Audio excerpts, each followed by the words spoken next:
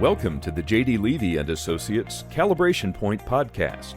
Our podcasts are designed to bring a conversational exploration of key topics that we believe will provide value and insight to those serving in the nonprofit sector. We will highlight new developments in the field, latest research, and things we're learning from our own clients that we can share. I want to welcome everybody to this month's Calibration Point Podcast, and I'm excited to have Eric Cummings with us again in this series of following a founder. We first had you on, Eric, when we were talking about succession planning, and again, just the point that less than about 15% of nonprofit leaders have a succession plan in place. And you have the uniqueness of not only transitioning as a leader, but as the founder of an organization. And thought it'd be great to have you back on now that you are in an even smaller group of leaders that founded an organization and then transitioned out of their organization, not into retirement or a partial role, but into a full-time position in another organization. You are truly a smaller group of leaders, and thought it would be such a great opportunity to have you come back on and just talk about, like, how has this journey been, you now being in a new organization, not as the founder, the changes that you've had to work through, maybe personal challenges, just anything that you're experiencing. And maybe just a good way to open it is one, just, again, reinforcing thank you for coming on, and just how are things going? Well, thanks, Jamie. It's great to be back again. I appreciate the invitation and the conversation. It is going well, but has not been without its challenges. So it's been a mixed bag, but I believe that it's going well all in all. What have you found? Maybe any surprises as you've now gone to working full time in a different organization? Several. And I just kind of want to caveat my thoughts today with this idea that my experience, advice, or learnings are really aspirational, because I feel like you sometimes know in your mind and in your head and your heart what you should do and should be doing. But man, sometimes shifting gears can really be a challenge. So my best kind of posture in this is reflective and to think about what I'm doing and what I'm saying and how I'm going about it, from working inside of an organization as opposed to leading an organization that I founded. So yeah, there have been some hills to climb. What kinds of surprises though? Is there anything that you're like, wow, that's really hitting me hard, or that's easier than I thought it would be? I mean, you're in a whole different environment now where you're part of a structure, you're part of a leadership team, a leadership structure, you're reporting to individuals other than your board. I mean, you've had so many of those changes. Yeah. What are you seeing as the ones that have stuck out to you as either really difficult or really easy? In general, what do you see? There's several, and I'll try to hit a few of them without getting too far down it. But it is a series of kind of downshifts for me from a pace perspective. I would say pace is probably the first piece that I noticed that I needed to kind of rethink a little bit. I founded and led a fairly small nonprofit, a dozen or so folks, very high capacity. And my team that I serve with here is very high capacity as well. But, I led from an organization size of one. We started from scratch. I had a great, really engaged board of high capacity people. But on the day to day, it was you think of something, you execute it. You think of something, you execute it. And for an extended period of time, maybe everything feels like you're trying something new. And the pace has to be pretty rapid, a lot of pivoting, a lot of shifting, a lot of learning, a lot of trying. And when you encounter problems that are solvable, you solve them that day. We don't talk about this for 3 weeks. I need to get this solved today and move on. Right. But you have the luxury and the challenge of moving at that kind of pace if you want to build something that's going to kind of fulfill a vision that you might have. So pace is a thing when you're leading and in an organization that really demands a rapid pace of innovation, change, execution. You kind of get into that gear. But then entering into another organization that has a different leadership, that has history, that has its own culture, traditions, and a team of people that have been working together, you know, I feel called away from the job that I had, and I released the work that I had because I felt that work for me was complete. Didn't make a lot of sense for me to step into another organization and try to do that again. And it does, and it Right. doesn't work. You know, so it's like I had to really grapple with the slowing down. And that's the right thing to do. There's nothing about the team that I stepped into that really had to change. This is all about what I needed to change. I needed to step into the pace of the work that we were doing. And the pace wasn't inappropriate for the work that's being done. It's I often say this work that I do now is a little bit more like the Senate than the House of Representatives. It's a little bit more mature. It's a little bit thoughtful. We take time. We process that. We explore implications in broad ways. We look at influence on community, things that were different than, hey, I have to build something today. And those are two very different ways. So I would say, first of all, pace was a little bit of a shocker for me. Okay. That would be one. I think the other is just kind of leadership perspective.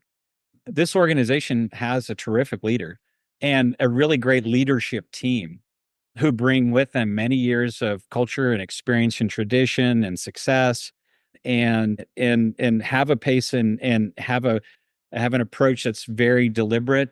Their influence and their perspective in and of the community is different than the way that I had seen before, or what mine was in my leadership role. And I certainly have to lead in the role that I'm doing, but not a team. I need to lead in the work that I'm doing from the perspective of how it impacts our mission and the community we serve. So I guess maybe being the guy on the team that I would have hoped I had next to me as a leader is a better thought than how am I going to lead through this myself. Yeah. And so that, you know, respecting and supporting leadership in a way from the inside of the organization, as opposed to from that primary kind of visionary seat in the organization. That's another piece too that's really important. Yeah. Understanding leadership. Yep. And so that's a couple of things just kind of off the top of my head. So pace, and then being able to submit into a different structure. And I would assume that by being able to do that, you also have to become really self-aware of the things that you might unintentionally be carrying forward when you were a founder, executive director, and to your point, leading in a very different culture. Are those things that you've helped your team members to just be aware of, to give you grace on, or to be able to call you out? Like, how have you created permissions for you to make that transition without people being put off because you might all of a sudden lead in a way that doesn't fit, but it's because of what you've done as a founder all your career? Like, how have you navigated that? Jamie, that is the right question. It is a really good question, and it is a big part of the process of change here for me. The team that I work with is very loving and grace filled, and they have, you know, when I would get frustrated about things, what I really realized as a truth is I was frustrating other people just as much as I was frustrated. And they've been very kind to walk through that process and be gentle with me in that. So yeah, I think it illuminates some things about my own leadership, or mirrored to me back some of the things that maybe I did in my previous leadership that were blind spots for me.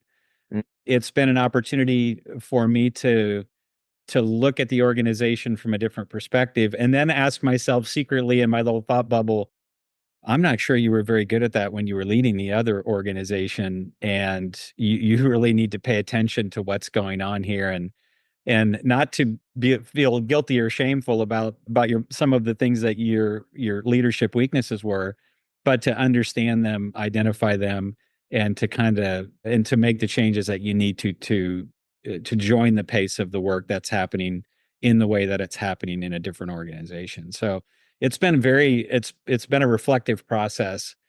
I've learned about how to, or am learning about how to respect those things, to engage meaningfully with this team in ways maybe that I hadn't as a leader before. I think one of the really great blessings of joining this team is that there is a self-awareness of culture, and there is a movement that continues that has started and continues about understanding one another well and working well together, respecting one another, caring about each other in a meaningful way. I would say that wrongly, maybe, that the pace we worked at in my previous organization, I probably let a lot of those things fall to the wayside. Those really important pieces about people and loving people and caring for people on the journey, rather than the pace and the accomplishment, that you achieve through the journey. And they have a much better grasp on that here where I am now. But I wasn't really ready for that. And I from that kind of emotionally healthy and vulnerability perspective, I wasn't living in that space coming into this organization, and they're very, very sensitive to that and investing in that as a team. And that has been, again, a reflective opportunity for me to say, Eric, I think you missed some opportunities along the way. I think you've made some mistakes. This is really illuminating for me. Identify your blind spots and your weaknesses here, embrace them, and continue to step into this work with this team of people. That means I need to be the one who changes. Right. And my expectations of other people changing to meet my expectations, that really has to be tempered and pulled back. Not that I don't have something to contribute, not that sometimes it's not great to get a new perspective in an organization, but as with a lot of things, sometimes we have to be the ones who are willing to make the change as opposed to demanding change from others. And this is certainly one of those moments in my life. Interesting. Well, so in your environment, which is sometimes unique, but it also can create an interesting challenge, you're in a new organization, but have some similar constituencies to your old organization. And so, I mean, I think for everybody knowing, like, you haven't just switched sandboxes, you've simply changed the role in the same sandbox. So, and the organizational type, et cetera, now being as part of a foundation as opposed to a direct provider and intermediary. So I guess the question is, how are you navigating those things? Whether it's, donors who knew you in your old organization, or board members of the new organization who knew you as the ED and worked and related to you as the executive director of the organization you founded, as opposed to now engaging with you in a very different role, or constituency partnerships. Has that been awkward? What have you learned in trying to navigate the relational equity around that space? Another great question. The first response that comes to mind is I speak a lot less. Okay. and listen a lot more. I try to do that. I do have, this incredible opportunity to keep working in some of the spaces and with the same organizations, not only the one that I led, but others that are high impact organizations with terrific leaders doing amazing work. So I had the benefit of, yes, I kind of shifted roles and shifted seats, but I get to be part of the things that have always moved my heart and I've been passionate about as well. So that is really great. As far as working, I'm still, connected in some ways to the organization that I used to lead. And Right. I feel like, other than other organizations, I have to be very mindful about that connection and about the role of that leader and my friends that still work there, and respect that. And I very much do. nothing surprising. I don't want to do anything that surprises the new leader, but I still love that organization, support it, advocate for it, and want to see them to continue to succeed. But as a part of a bigger movement, it's not just one, there's many. And we need highly successful, impactful organizations like that working together. So just moving into a different space has allowed me to see and to kind of feel and develop the idea that this is a bigger audience of organizations that we want to continue to work with, so that we can all achieve the things that we feel will bring transformative change to our community. But yeah, I mean, you move from peer level as a leader maybe into a different category, like working in a foundation that does funding work. So that has been a little bit awkward, where I could notice that people speak differently, talk differently, answer your emails differently. I feel like the same guy who just switched chairs, but there's some perspective change, I think, within the organizations. But I've just loved to continue to be able to connect it to and watch the work continue, and then to play some part in maybe shaping how we can continue to grow the work to greater impact in our community. Does that help? Did I get that right? It does. I mean, I think there's just so much to learn from that kind of transition, that whether it's someone who's a founder leaving the organization or not, but a new ED coming into an organization, there's a lot of things that you're having to navigate. They're just amplified even much bigger than what someone new coming in. Think about like your successor in your old organization and what they've had to navigate, similar to what you're navigating, but not as magnified. Whereas, for you, because you're in the same sandbox, just in a different role, and you have relationships that you've got to navigate and honor. And then, having to figure out, how do you submit into a new structure, working with a board that's not your board and that you're not the CEO with. So many of those nuances that you're sharing, Eric, I think are really important for any new ED coming into an organization, not just coming in after a founder or transitioning. There's a lot there. And I agree with that so wholeheartedly. And I think, there's some things here that maybe I should do a better job of embracing. Like, I don't have to make every decision. I don't have to make 1,000 decisions a day. That's not what I'm being asked to do. Some days in leadership and in my previous organization, it feels like I arrived in the morning and just made decisions all day long, and then went home mentally exhausted at the end of the day.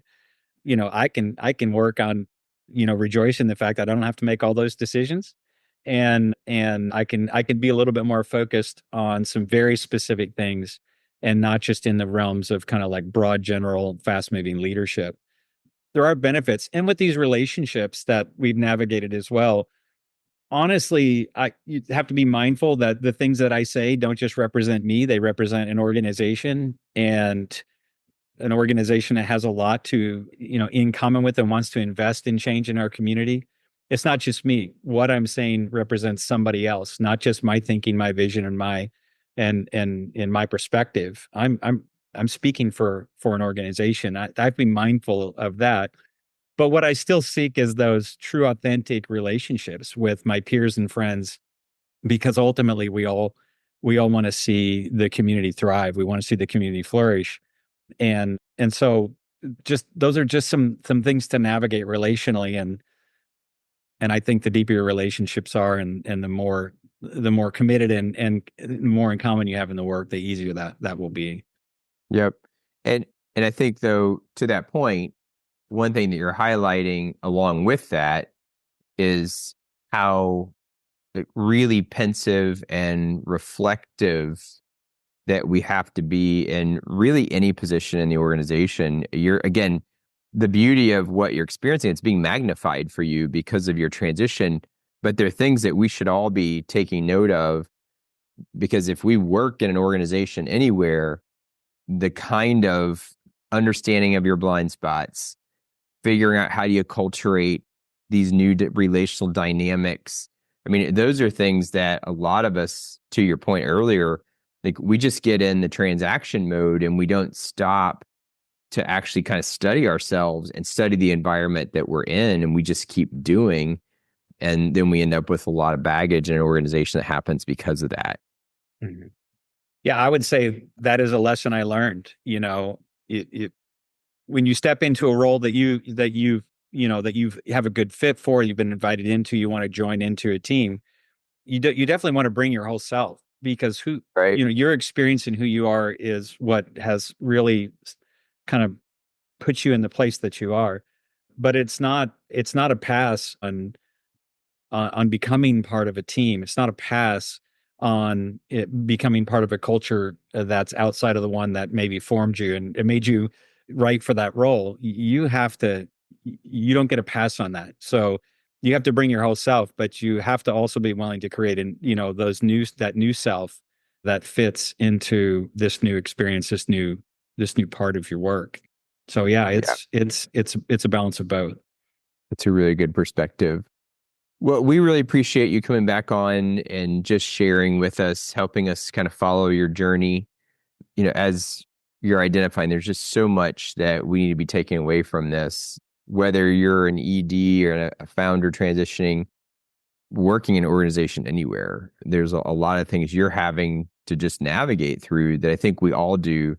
We just don't see it as amplified is what you're having to process. So we really appreciate Eric, and happy that you are making this transition well and that you're continuing to grow and reflect and learn out of that process. What more could you ask for?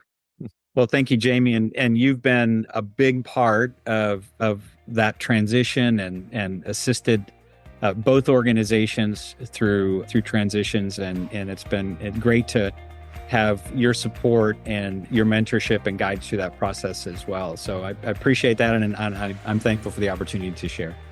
Well, I really appreciate it. It's been a major blessing. And thank you. Thanks, Jamie. Thanks for listening to the J.D. Levy & Associates Calibration Point Podcast. If you have comments or ideas for future episodes, please reach out using the contact page on our website, jdlevyassociates.com.